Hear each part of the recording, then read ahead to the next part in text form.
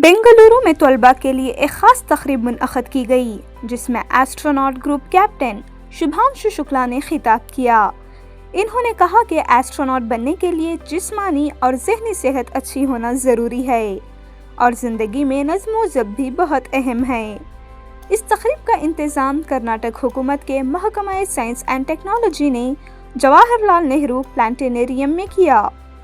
शुक्ला ने तलबा को अपनी तरबियत और खलाई सफ़र पर मुबनी एक मुख्तसर वीडियो भी दिखाई। इन्होंने कहा कि खलाई मिशन टीम वर्क का नतीजा होता है और हज़ारों इंजीनियर्स, डॉक्टर्स और माहिरीन ने इनका मिशन मुमकिन बनाया है।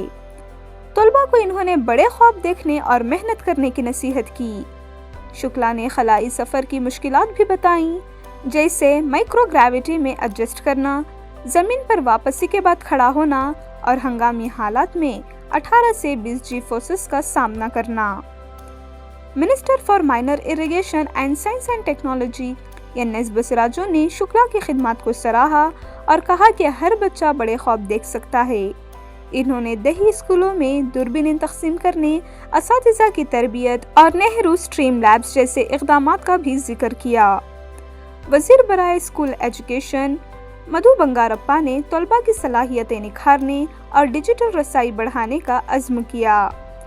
इस तकरीब में सीनियर हुकाम, principal secretary N Manjula, planetarium director doctor BR Guruprasad और कर्नाटक के मुख्तलिफ इलाक़ों के तलबा ने भी शिरकत की और शुक्ला के साथ सवाल व जवाब के सेशन में शामिल हुए।